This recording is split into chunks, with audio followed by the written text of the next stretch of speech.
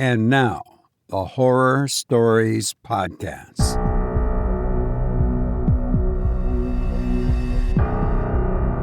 Greetings, you spectacular person. I'm delighted that you're here. I want to thank Andy and his wife, who listen every night, for buying me 5 coffees. I drank them all, and I thank you for your concern about my leukemia diagnosis. Thank you so much. And if you want to buy me a coffee, just go to buymeacoffee.com/Robert Crandall, or visit the website horrorstoriespodcast.com. And you can do that on the website as well. And if you'd rather use PayPal, you can do that also on the website.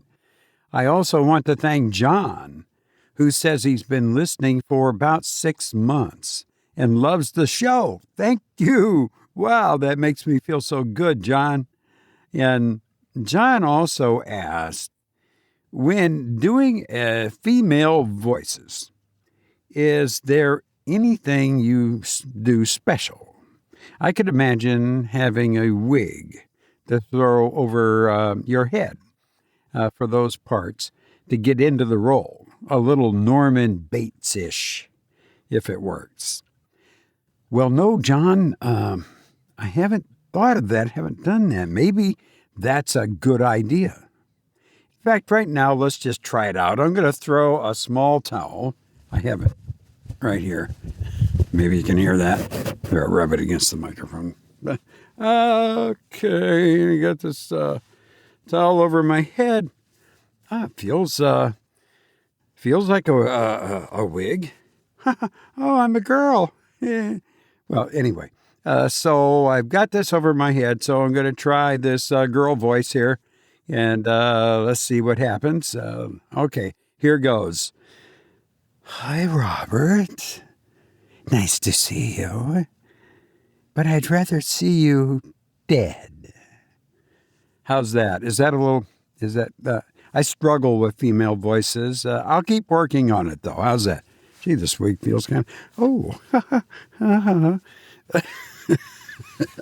Okay, get this thing off of me. Okay. All right.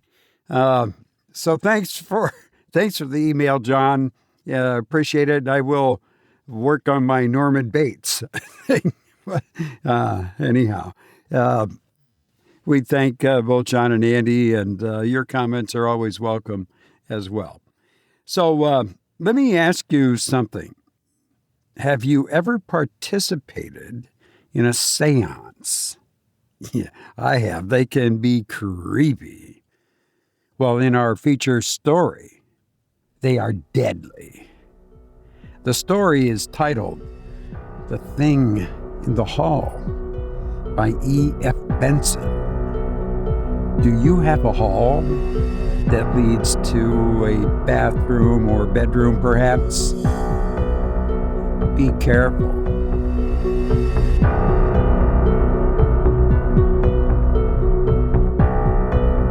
The following pages are the account given me by Dr. Ashton of The Thing in the Hall.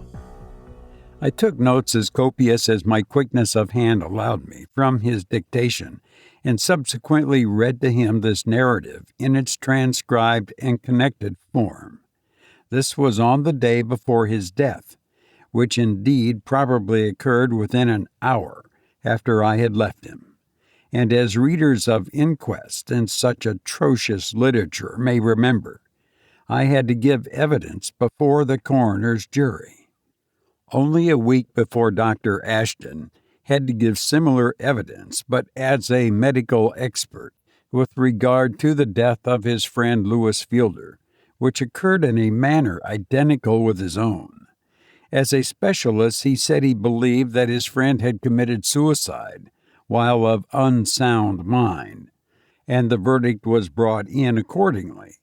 But in the inquest held over Dr. Ashton's body, though the verdict eventually returned was the same, there was more room for doubt.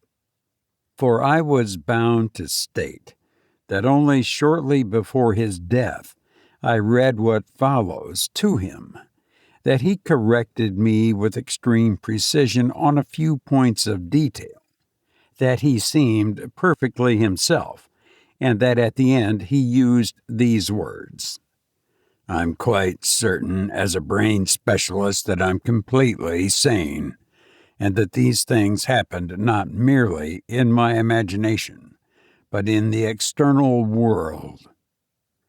If I had to give evidence again about poor Lewis, I should be compelled to take a different line. Please put that down at the end of your account, or at the beginning if it arranges itself better so.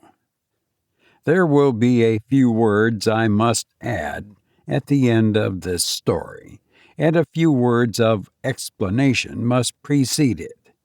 Briefly, they are these. Francis Ashton and Lewis Fielder were up at Cambridge together, and there formed the friendship that lasted nearly till their death. In general attributes, no two men could have been less alike. For a while, Dr. Ashton had become, at the age of 35, the first and final authority on his subject, which was the functions and diseases of the brain. Lewis Fielder, at the same age, was still on the threshold of achievement. Ashton, apparently without any brilliance at all, had by careful and incessant work arrived at the top of his profession, while Fielder, brilliant at school, brilliant at college, and brilliant ever afterwards, had never done anything. He was too eager, so it seemed to his friends, to set about the dreary work of patient investigation and logical deductions. He was forever guessing and prying and striking out luminous ideas, which he left burning, so to speak, to illumine the work of others. But at bottom, the two men had this compelling interest in common, namely, an insatiable curiosity after the unknown, perhaps the most potent bond yet devised between solitary units that make up the race of man. Both, till the end, were absolutely fearless, and Dr. Ashton would sit by the bedside of a man stricken with bubonic plague to note the gradual surge of the tide of disease to the reasoning faculty, with the same absorption as Fielder would study X-rays one week, flying machines the next, and spiritualism the third. The rest of the story, I think, explains itself, or does not quite do so. This, anyhow, is what I read to Dr. Ashton, being the connected narrative of what he had himself told me. It is he, of course, who speaks. After I returned from Paris, where I had studied under Charcot, I set up practice at home. The general doctrine of hypnotism, suggestion, and cure by such means had been accepted even in London by this time, and owing to a few papers I had written on the subject, together with my foreign diplomas, I found that I was a busy man almost as soon as I had arrived in town. Lewis Fielder had his ideas about how I should make my debut, for he had ideas on every subject and all of them original, and entreated me to come and live, not in the stronghold of doctors, Chloroform Square, as he called it, but down in Chelsea, where there was a house vacant next to his own. "Who cares where a doctor lives?" he said, "so long as he cures people. Besides, you don't believe in old methods. Why believe in old localities? Oh, there is an atmosphere of painless death in Chloroform Square. Come and make people live instead. Most evenings I shall have so much to tell you. I can't drop in across half London." Now, if you have been abroad for 5 years, It is a great deal to know that you have any intimate friend at all still left in the metropolis. And as Lewis said, to have that intimate friend next door is an excellent reason for going next door. Above all, I remembered from Cambridge days what Lewis dropping in meant. Towards bedtime, when work was over, there would come a rapid step on the landing, and for an hour or 2 hours he would gush with ideas. He simply diffused the life, which is ideas, wherever he went. He fed one's brain, which is the one thing which matters. Most people who are ill because their brain is starving, and the body rebels and gets lumbago or cancer. That is the chief doctrine of my work, such as it has been. All bodily disease springs from the brain. It is merely the brain that has to be fed and rested and exercised properly to make the body absolutely healthy and immune from all disease. But when the brain is affected, it is as useful to pour medicines down the sink as to make your patient swallow them, unless, and this is a paramount limitation, unless he believes in them. I said something of the kind to Lewis one night, when at the end of a busy day I had dined with him. We were sitting over coffee in the hall, or so it is called, where he takes his meals. Outside his house is just like mine and 10,000 other small houses in London. But on entering, instead of finding a narrow passage with a door on one side leading into the dining room, which again communicates with a small back room called the study, he has had the sense to eliminate all unnecessary walls, and consequently the whole ground floor of his house is one room, with stairs leading up to the first floor. Study, dining room, and passage have been knocked into one. You enter a big room from the front door. The only drawback is that the postman makes loud noises close to you as you dine, and just as I made these commonplace observations to him about the effect of the brain on the body and the senses, there came a loud rap somewhere close to me that was startling. "You ought to muffle your knocker," I said, "anyhow during the time of meals." Lewis leaned back and laughed. "There isn't a knocker," he said. "You were startled a week ago and said the same thing, so I took the knocker off. The letters slide in now. But you heard a knock, did you?" "Oh, didn't you?" said I. "Why, certainly. But it wasn't the postman. It was the thing. I don't know what it is. That makes it so interesting." Now, if there is one thing that the hypnotist, the believer in unexplained influences, detests and despises, it's the whole root notion of spiritualism. Drugs are not more opposed to his belief than the exploded, discredited idea of the influence of spirits on our lives, and both are discredited for the same reason. It is easy to understand how brain can act on brain, just as it is easy to understand how body can act on body, so that there is no more difficulty in the reception of the idea that the strong mind can direct the weak one than there is in the fact of a wrestler of greater strength overcoming one of less. But that spirits should rap at furniture and divert the course of events is as absurd as administering phosphorus to strengthen the brain.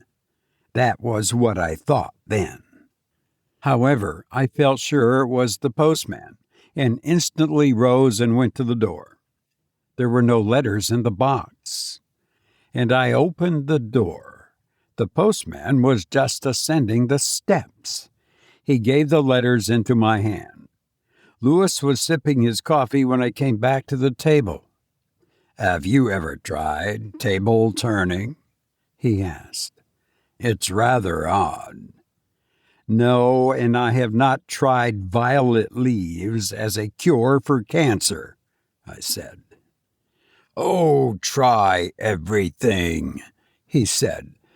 "I know that is your plan, just as it is mine. All these years that you've been away, you have tried all sorts of things, first with no faith, then with just a little faith, and finally with a mountain-moving faith.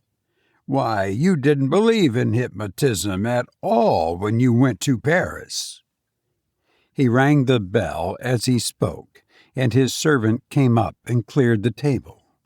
While this was being done, we strolled about the room, looking at prints, with his applause for the Bartolozzi that Lewis had bought in the New Cut, and dead silence over the Perdita, which he had acquired at considerable cost. Then he sat down again at the table on which we had dined. It was round and mahogany heavy, with a central foot divided into claws. "Try its weight," he said. "See if you can push it about." So I held the edge of it in my hands and found that I could just move it. But that was all. It required the exercise of a good deal of strength to stir it. "Now put your hands on the top of it," he said, "and see what you can do." I could not do anything. My fingers merely slipped about on it. But I protested at the idea of spending the evening thus. "I would much sooner play chess or noughts and crosses with you," I said, "or even talk about politics than turn tables. You won't mean to push, nor shall I, but we shall push without meaning to." Lewis nodded. "Just a minute," he said. "Let us both put our fingers only on the top of the table and push for all we are worth, from right to left." We pushed. At least I pushed, and observed his fingernails. From pink they grew to white, because of the pressure he exercised. So I must assume that he pushed too. Once we had tried this, the table creaked, but it did not move. Then there came a quick peremptory rap, not, I thought, on the front door, but somewhere in the room. "It's the thing," said he. Today, as I speak to you, I suppose it was. But on that evening it seemed only like a challenge. I wanted to demonstrate its absurdity. "For 5 years, on and off, I've been studying rank spiritualism," he said. "I haven't told you before because I wanted to lay before you certain phenomena, which I can't explain, but which now seem to be at my command.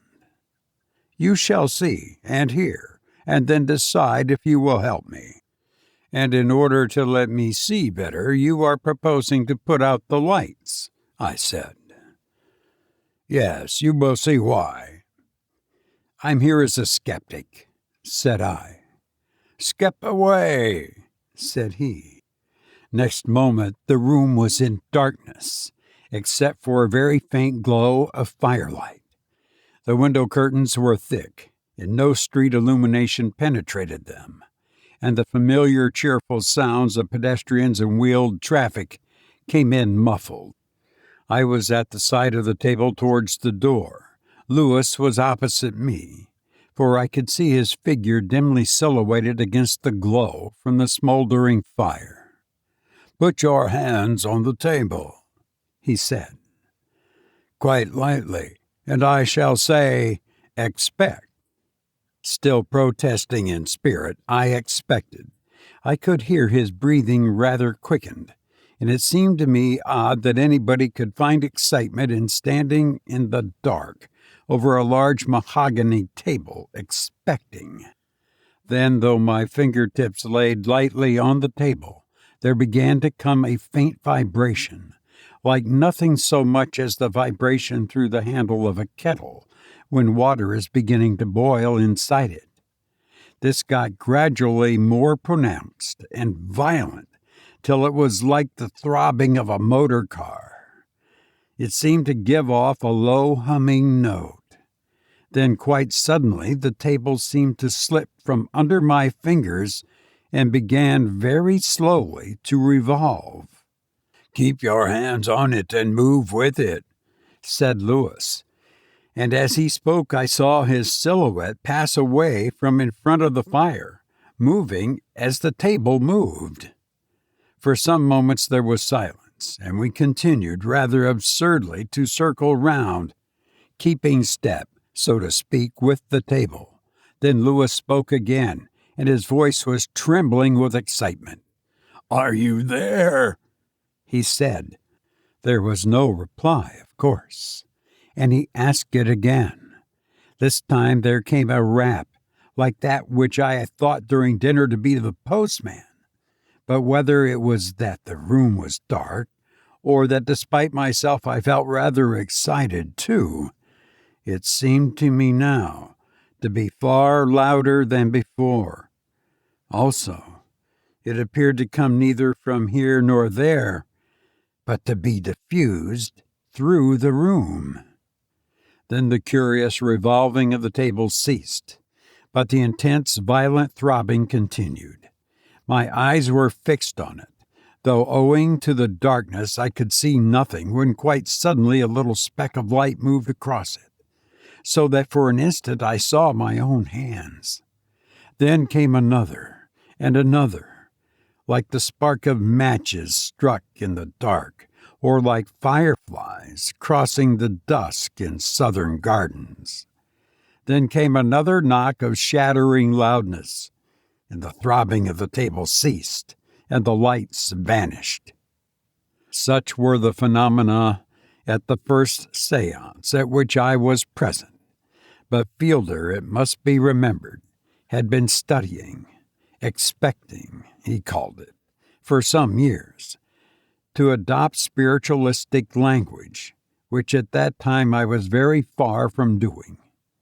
He was the medium, I was merely the observer, and all the phenomena I had seen that night were habitually produced or witnessed by him. I make this limitation since he told me that certain of them now appeared to be outside his own control altogether. The knockings would come when his mind, as far as he knew, was entirely occupied in other matters, and sometimes he had even been awakened out of sleep by them. The lights were also independent of his volition. Now, my theory at the time was that all these things were purely subjective in him, and that what he expressed by saying that they were out of his control meant that they had become fixed and rooted in the unconscious self of which we know so little, but which more and more we see to play so enormous a part in the life of man. In fact, it is not too much to say that the vast majority of our deeds spring, apparently without volition, from this unconscious self. All hearing is the unconscious exercise of the aural nerve, all seeing of the optic, all walking, all ordinary movement seem to be done without the exercise of will on our part. Nay, more should we take to some new form of progression. Skating, for instance, the beginner will learn with falls and difficulty the outside edge, but within a few hours of his having learned his balance on it, he will give no more thought to what he learned so short time ago as an aerobic feat than he gives to the placing of one foot before the other. But to the brain specialist all this was intensely interesting, and to the student of hypnotism, as I was, even more so. For such was the conclusion I came to after this first séance.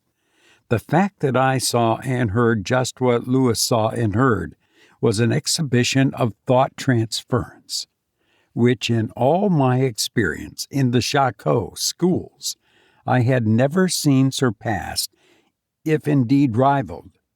I knew that I was myself extremely sensitive to suggestion, and my part in it this evening I believed to be purely that of the receiver of suggestions so vivid that I visualized and heard these phenomena, which existed only in the brain of my friend. We talked over what had occurred upstairs. His view was that the thing was trying to communicate with us.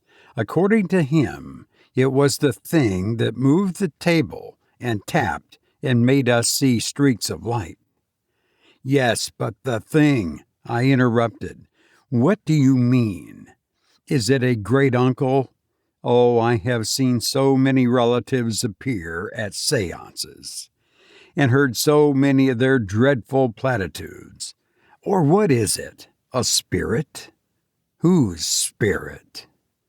Lewis was sitting opposite to me, and on the little table before us there was an electric light. Looking at him, I saw the pupil of his eye suddenly dilate. To the medical man, provided that some violent change in the light is not the cause of the dilation, that meant only one thing: terror. But it quickly resumed to its normal proportion again. Then he got up and stood in front of the fire. "No, I don't think it's a great-uncle anybody," he said. "I don't know, as I told you, what the thing is. But if you ask me what my conjecture is, it is that the thing is an elemental." "And pray explain further. What is an elemental?" Once again his eye dilated. "It will take 2 minutes," he said. "But listen, there are good things in this world, and there are not. And bad things? Cancer, I take it as bad. And fresh air is good. Honesty is good. Lying is bad. Impulses of some sort direct both sides, and some power suggests the impulses. Well, I went into this spiritualistic business impartially. I learned to expect to throw open the door into the soul, and I said, anyone may come in, and I think something has applied for admission. The thing that tapped and turned the table and struck matches as you saw across it. Now the control of the evil principle in the world is in the hands of a power which entrusts its errands to the things which I call elementals. Oh, they have been seen. I doubt not that they will be seen again. I did not and do not ask good spirits to come in. I don't want the church's one foundation played on a musical box, nor do I want an elemental. I only threw open the door. I believe the thing has come into my house and is establishing communication with me. Oh, I want to go the whole hog. What is it? In the name of Satan, if necessary. What is it? I just want to know. What followed I thought then might easily be an invention of the imagination. But what I believed to have happened was this. A piano with music on it was standing at the far end of the room by the door, and a sudden draught entered the room, so strong that the leaves turned. Next the draught troubled a vase of daffodils, and the yellow heads nodded. Then it reached the candles that stood close to us, and they fluttered, burning blue and low. Then it reached me, and the draught was cold and stirred my hair. Then it eddied, so to speak, and went across to Lewis, and his hair also moved, as I could see. Then it went downwards toward the fire, and the flame suddenly started up in its path, blown upwards. The rug by the fireplace flapped also. "Funny, wasn't it?" he asked. "And has the elemental gone up the chimney?" said I. "Oh, no," said he. "The thing only passed us." Then suddenly he pointed at the wall just behind my chair, and his voice cracked as he spoke.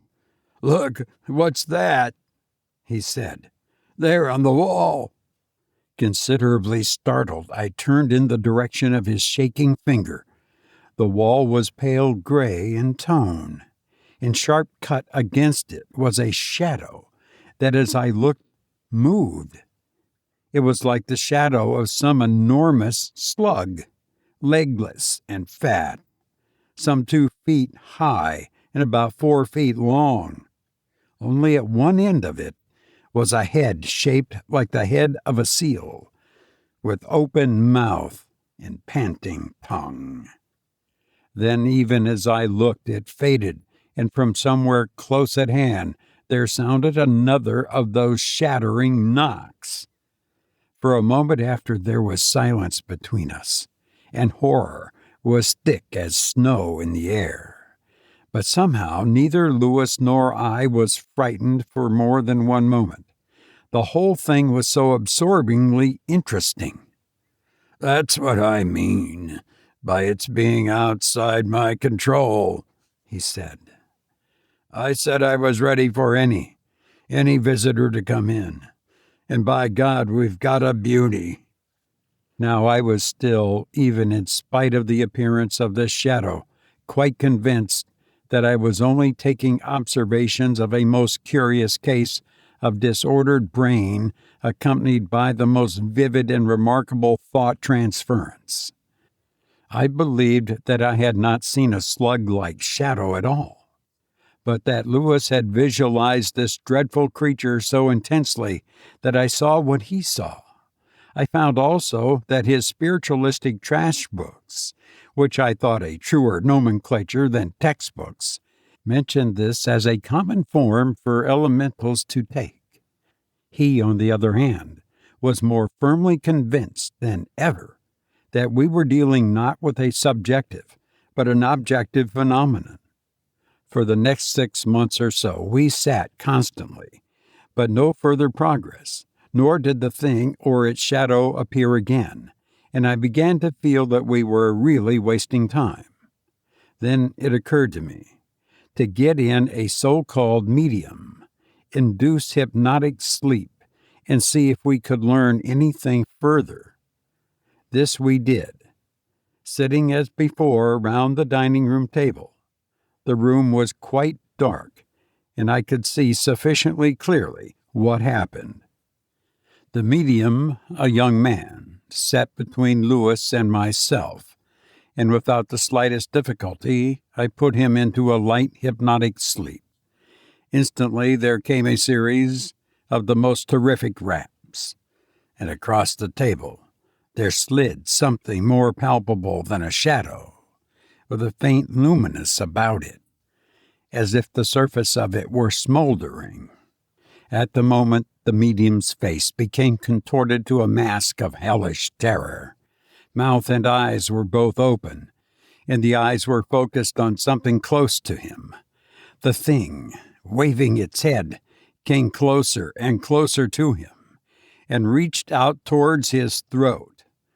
Then, with a yell of panic and warding off this horror with his hands, the medium sprang up, but it had already caught hold, and for the moment he could not get free.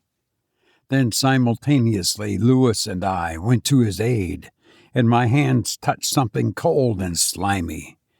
But pull as we could not get it away. There was no firm handhold to be taken.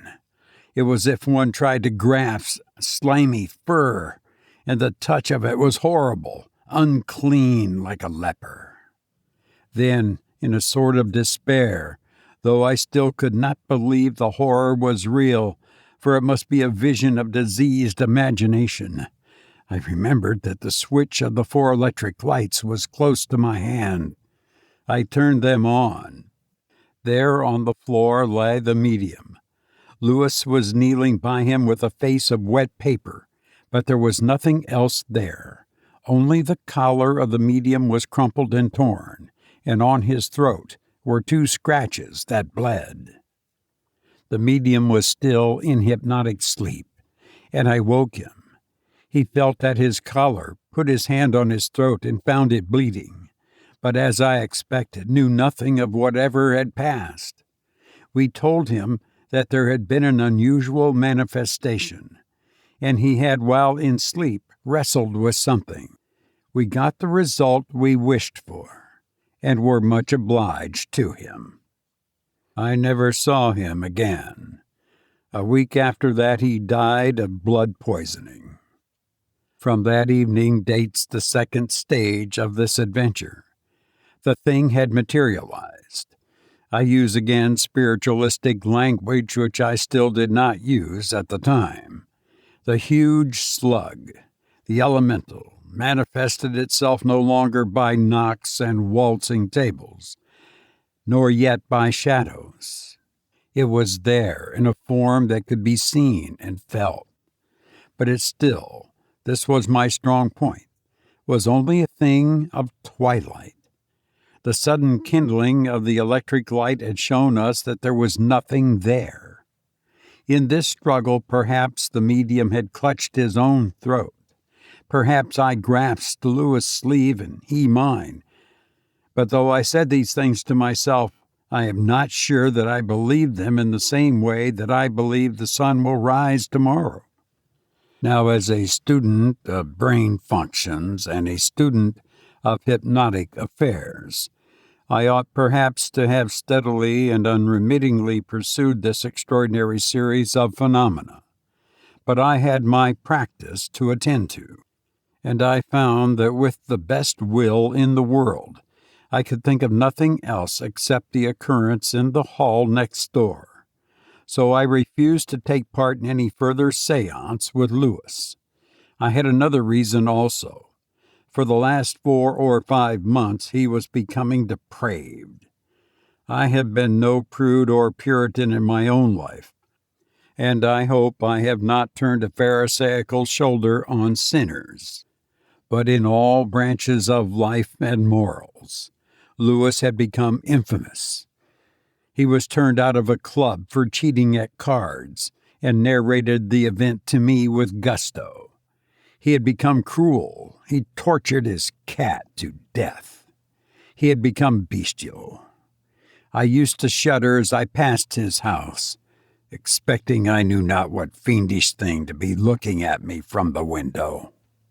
Then came a night only a week ago, when he was awakened by an awful cry, swelling and falling and rising again. It came from the next door. I ran downstairs in my pajamas and out into the street.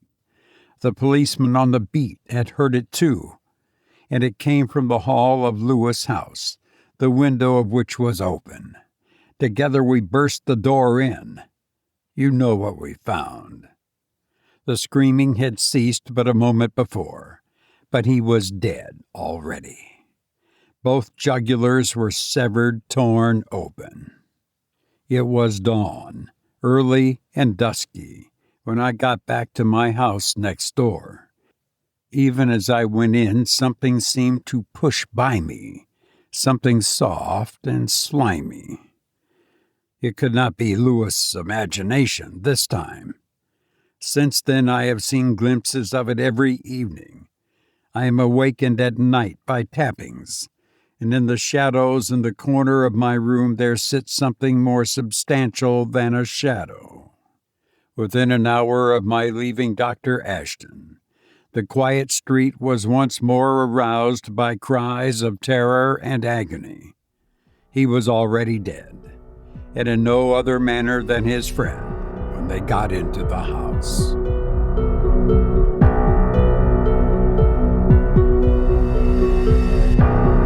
You've been listening to The Thing in the Hall by E.F. Benson, who once said, "Vermouth always makes me brilliant unless it makes me idiotic."